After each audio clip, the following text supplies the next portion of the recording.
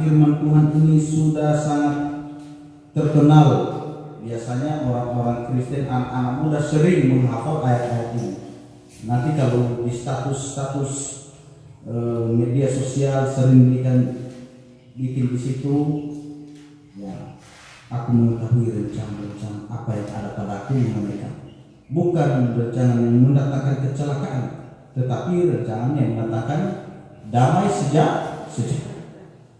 Jadi kita ini kadang-kadang sudah hafal. Dulu ini ayat yang saya sangat suka, Pak, sebenarnya tentang firman Tuhan. Bagian yang kita baca ini. Bagian yang kita baca ini adalah surat Nabi Yeremia untuk orang Yehuda yang dibuang ke Babel.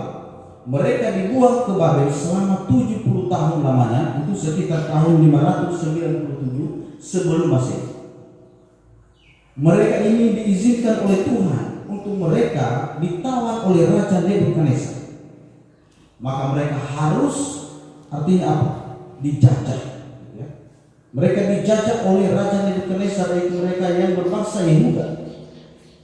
Orang Yehuda adalah orang pilihan Tuhan, orang yang percaya kepada Tuhan.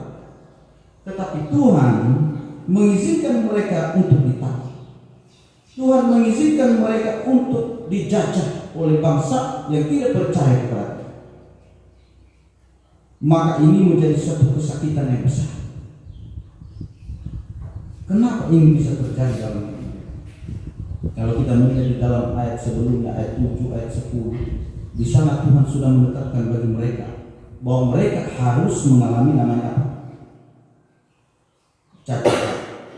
Dalam ayat 10, sebab beginilah firman Tuhan, apabila telah genap 70 tahun bagi Babel, barulah aku memperhatikan kamu. Tuhan berkata kepada umatnya, kamu dijajah dulu 70 tahun lamanya, baru aku nanti perhatikan kamu kembali. Baru nanti aku bisa menolong kamu kembali. Tetapi kamu harus dijajah dulu, harus menderita dulu selama 70 tahun di bawah Raja Nebukadnezar, yang Nebukadnezar kita kenal sebagai raja yang sangat kejam, penyembah patung yang sangat luar biasa. Siapa yang tidak tunduk ketika dia berdiri, maka semua orang harus dihukum. Seakan-akan dia adalah Tuhan. Nah, itulah Raja Nebukadnezar. Nah, inilah Bapak Ibu saudara yang dikasihi oleh Tuhan.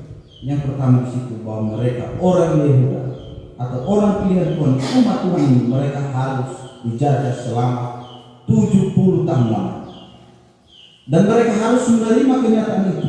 Mereka harus mempersiapkan diri untuk hidup di sana. Untuk mereka bisa di sana mendapat makanan, membuat rumah, membuat keluarga. Mereka harus, mungkin kalau menikah ya menikah, kalau mereka tidak menikah ya tidak menikah, kalau mereka pelihara hewan, mereka pelihara hewan, mereka berkebun, usahakan di negara orang. Tetapi dengan siksa. Mereka harus bersedia menerima keputusan rencana Tuhan. Tetapi ini bukan rencana. Tetapi ini rencana yang susah untuk kita terima sebagai manusia.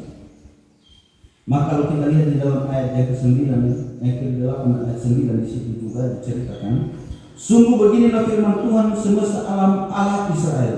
Jangan kamu diperdayakan oleh nabi-nabimu yang ada di tengah-tengahmu dan oleh juru-juru tenungmu. Dan janganlah kamu dengarkan mimpi-mimpi yang mereka mimpikan. Sebab mereka bernubuat palsu kepadamu. Demi namaku, aku tidak mengutus mereka. Demikian. Isi daripada surat Nabi Yeremia kepada orang Yehuda adalah, ketika kamu ada dalam perbuatan, kamu jangan mendengarkan apa yang menjadi mimpi-mimpi mereka orang-orang yang Nebukadnezar. Kamu jangan percaya dengan ramalan-ramalan mereka, sebab mereka adalah orang yang menyembah patung.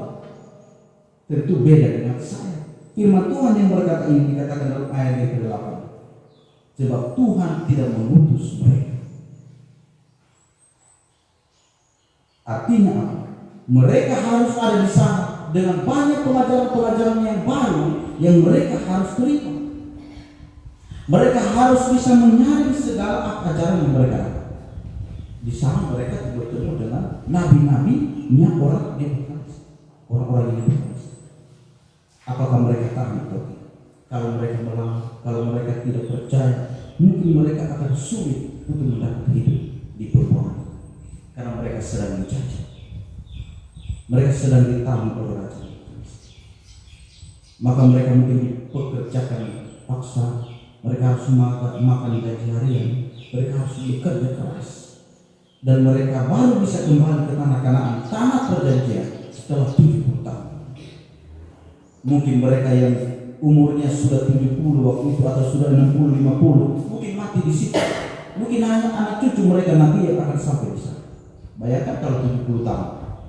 Kalau umur kita 30 tahun sekarang, mungkin kita sudah tidak ada nanti ketika 70 tahun itu berlalu. Tetapi mereka harus melalui masalah yang sangat berat. Tetapi Tuhan memperingatkan mereka di sana. Yang pertama, mereka harus melewati dan ikhlas dengan rencana Tuhan itu, bahwa mereka harus ditawar selama. Yang kedua, mereka harus hati-hati dengan nabi-nabi palsu. Yang ketiga, di dalam ayatnya yang berikut kalau kita baca nanti di sana katakan, di penuangan mereka harus mengalami namanya apa? Penderitaan.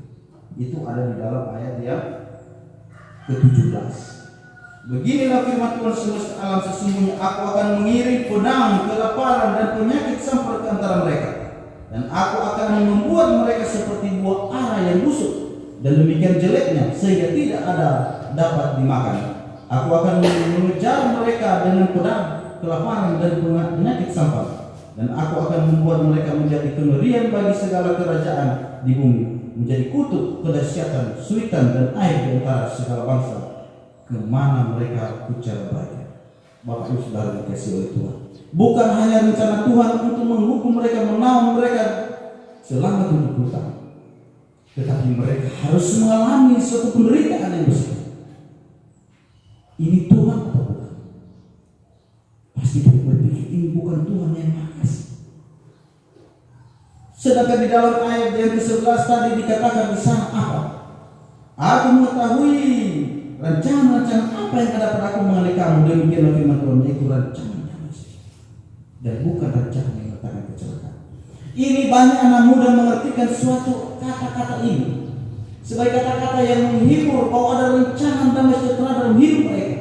Tetapi kalau kita melihat konteks daripada firman Tuhan yang kita baca, sungguh tidak rencana damai sejahtera bagi orang Yehuda. Kenapa? Rencana Tuhan yang membuat mereka harus 70 tahun dibuang ke Babel, dan mereka harus dikejar pedang, harus lapar. Apakah ini rencana damai sejahtera? Kalau seseorang mengatakan ayat ini, Tuhan menatakan rencana damai sejahtera dalam hidup, apakah kau siap dikejar pedang, kelaparan, atau akan ditahan 70 tahun lamanya? Engkau akan mengalami sakit penyakit. Kadang-kadang kita tidak mengerti ayat yang kita baca. Kenapa muncul ayat ini pada waktu? Apa yang sedang mereka alami? Banyak gereja-gereja mengajarkan firman Tuhan, mencopot ayat-ayat firman Tuhan. Ini Tuhan mengatakan damai sejahtera bagimu. Tetapi konsep damai sejahtera pada waktu itu apa sebenarnya? Mereka sedang mengalami sesuatu kedahsyatan. Mereka kelaparan, mereka dikejar-kejar oleh pedang. Mereka harus mengalami sakit penyakit sampar. Tuhan membuat mereka hancur. Tetapi apakah ini rencana damai sejahtera dalam hidup mereka? Secara manusia mungkin mereka tidak bisa terima. Tetapi Bapak, apa sebenarnya yang menjadi hal yang manis di antara yang pahit? Apa sebenarnya yang manis di antara yang pahit? Sehingga mereka harus mengerti bahwa ini rencana yang mendatangkan damai sejahtera. Bapak Ibu Saudara dikasihi oleh Tuhan, salah satu cara Tuhan ini adalah apa? Untuk memproses umat. Kenapa? Mereka harus mengalami sesuatu latihan. Mereka harus mengalami satu latihan di bawah pimpinan daripada raja yang tidak percaya kepada Tuhan. Ketika mereka ada di tengah-tengah raja yang tidak percaya kepada Tuhan, mereka bagaimana menyembah Tuhan di tengah-tengah itu? Bagaimana mereka tetap bisa memuji Tuhan sebagai raja mereka, walaupun raja mereka bukan orang yang percaya kepada Tuhan. Mereka harus terlatih. Mereka harus lolos dengan Tuhan harus proses mereka selama 70 tahun. Selama ini orang yang percaya kepada Tuhan, mereka hanya percaya Tuhan sewenang-wenang. Tetapi Tuhan mau proses mereka. Engkau harus dipimpin oleh orang yang tidak percaya Tuhan. Di situ saya mau melihat apakah engkau tetap percaya kepada saya atau engkau tunduk kepada raja. Ini cara Tuhan memproses orang-orang yang dia mau benar-benar percaya kepada Tuhan. Ini rencana Tuhan. Karena Bapak Ibu Saudara yang dikasihi oleh Tuhan, rencana Tuhan ini sungguh luar biasa. Kadang-kadang kita melihat sangat sakit, menyedihkan bagi kita. Tetapi ini sebenarnya manis kalau kita bisa memahami firman Tuhan. Yang kedua di sini dikatakan juga di dalam ayat firman Tuhan, mengapa mereka harus mengalami proses ini? Mereka harus juga bertemu dengan nabi-nabi penyesat. Artinya apa? Tuhan mau melihat bagaimana mereka ini benar-benar taat pada suatu ajaran mereka. Ketika mereka menerima ajaran yang baru, ketika mereka menerima sesuatu yang baru di luar daripada ajaran Tuhan, apakah mereka ini tetap percaya kepada Tuhan? Apakah tetap mereka tegak pada ajaran daripada Tuhan sendiri? Karena di sana akan disesatkan mereka. Mereka akan diajar hal-hal yang tidak baik. Tetapi apakah mereka tetap percaya kepada Tuhan? Dan yang terakhir adalah mereka harus menemukan apa sebenarnya kehendak Tuhan dalam hidup mereka, dan mereka mau mendengarkan suara. Bapak Ibu Saudara yang dikasihi oleh Tuhan, kita sangat khawatir sekali tentang kehidupan kita. Kita khawatir tentang hidup kita di dunia ini. Semua manusia khawatir sekali. Tetapi kita tidak pernah khawatir tentang apa tujuan hidupku yang Tuhan berikan ini. Saudara-saudara yang dikasihi oleh Tuhan, tujuan hidup kita itulah yang menjadi pegangan kita. Kalau kita hanya memikirkan khawatir kita tentang hidup kita, bagaimana aku kerja apa sebentar aku dapat uang bagaimana, aku makan apa sebentar, aku pakai apa, aku bisa apa sebentar. Kita memikirkan tentang hidup kita, jurusan apa yang harus aku ambil kalau aku sekolah. Kita khawatir tentang semuanya itu, tetapi kita tidak pernah memikirkan apa tujuan Tuhan aku ada. Ketika kita mendapat suatu tujuan Tuhan kita ada, kita sadar akan hal ini, maka semuanya itu nanti akan berjalan dengan baik. Maka kadang-kadang kita terlebih dahulu khawatir tetapi kita tidak pernah bisa menemukan apa tujuan. Saudara yang dikasihi oleh Tuhan, orang yang baru sadar tujuan hidupnya, seakan-akan dia baru memulai hidupnya di dalam Tuhan. Dia baru memulai suatu kerohaniannya di hadapan Tuhan.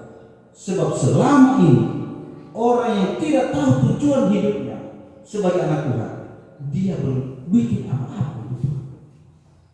Dia belum buat apa-apa untuk Tuhan.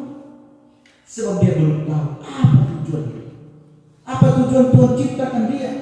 Kita harus tahu yang pertama, Tuhan menciptakan kita seturut dan serupa dengan gambarnya. Artinya apa? Mirip dengan Tuhan tetapi tidak sama. Tuhan punya pikiran, Tuhan punya karya, Tuhan punya rencana, dan Tuhan maha adil, Tuhan maha kudus, Tuhan maha benar. Maka semuanya itu kita harus mirip dengan itu. Tuhan mau supaya kita memuliakan Dia. Ketika kita memuliakan Tuhan, kita semuanya baru sadar ternyata selama ini banyak yang saya sia-siakan tentang hidup. Banyak yang saya sia-siakan tentang hidup. Maka inilah satu-satunya kita harus tahu bahwa kita ini buatan ciptaan Allah yang seturut dan serupa dengan Dia. Dia harus menarik kembali untuk apa yang kita kehendaki. Seperti orang-orang Yahudi, Tuhan harus proses mereka supaya mereka ini kembali apa yang Tuhan mau, bukan apa yang mereka mau. Kadang-kadang dalam hidup kita mau pilih-pilih apa yang kita mau tentang rencana Tuhan dalam hidup kita. Tuhan, aku tidak mau ini. Tuhan, aku mau yang ini. Maka Tuhan berkata, bukan itu rencana. Orang Yehuda sebenarnya mereka mau bukan ditawar di Babel. Mereka tidak akan mau. Mereka tidak mau lapar. Mereka tidak mau penyakit. Tetapi Tuhan katakan, ini rencana damai sejahtera yang mendatangkan damai sejahtera dan pengharapan kepada. Kalau engkau tidak melewati proses ini, engkau tidak punya harapan apa-apa. Engkau tidak punya harapan tentang kasihku. Tetapi setelah 70 tahun engkau lewati, maka baru aku memperhatikan kamu. Firman Tuhan katakan tadi di dalam ayat yang ke-10, ya. Menepati janjiku itu kepadamu dengan mengembalikan kamu ke tempat ini. Artinya, ketika kita melewati proses Tuhan, maka Tuhan mau kita berkat yang besar. Tuhan mau memulihkan kita. Tetapi kita belum sadar apa tujuan. Apa tujuan hidup?